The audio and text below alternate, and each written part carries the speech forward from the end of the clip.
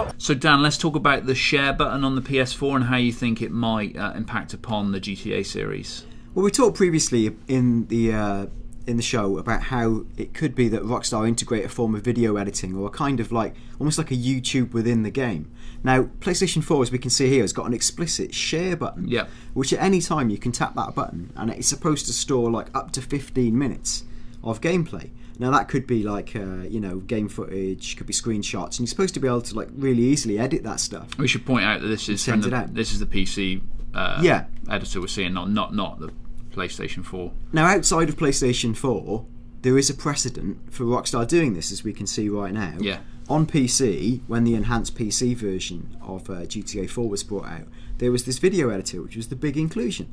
Again, it was pretty fiddly and a bit techy, but you could create amazing movies just by taking, your gameplay of GTA, and then people, like they do, the community took it and ran with it and made like loads of amazing like physics exploiting movies with amazing crashes, real sort of impressive camera work and cutting and stuff.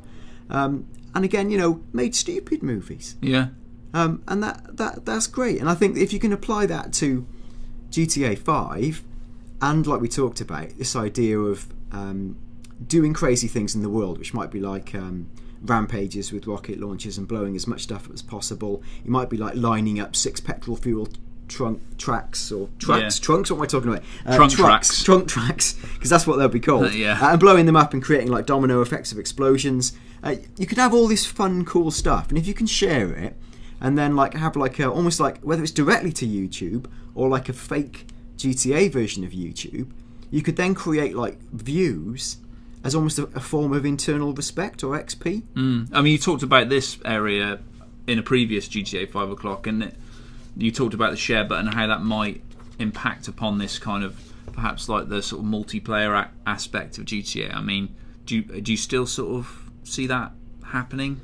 Well, I think on PS3, I think my suspicion is that it was something they might be planning. It's just a gut suspicion. I'm not saying they definitely are. It's not any codified thing.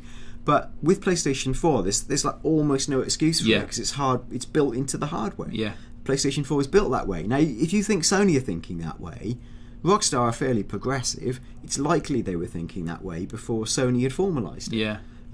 We don't know. So the thing for me will be like essentially having lots of fun. And by lots of fun, I mean going to a counter and shooting a man's face off with jam in the first person. I mean, I guess it's going to be a more, the PS4 is going to be a more, well, the idea seems to be that it's going to be a more social experience perhaps than, I mean, Sony, I guess, privately probably admit that in terms of the online aspect of their offering on PS3, perhaps it never quite grasped it like Xbox did.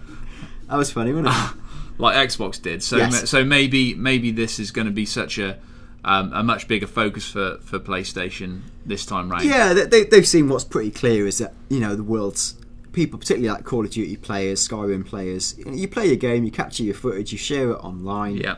A game like Skate formalised this system with the Skate reel, where you could play, and it was quite a dynamic universe similar to GTA. You could save 30 seconds of footage, pop it up online, and then the cool thing was people could rate it, so you could easily go online and just see the 10 coolest trick videos that week, that month, of all time. Yeah. It works like YouTube, and I think GTA, given the kind of dynamic open world it is and what we're talking about, it just seems a shoe-in for them to do it.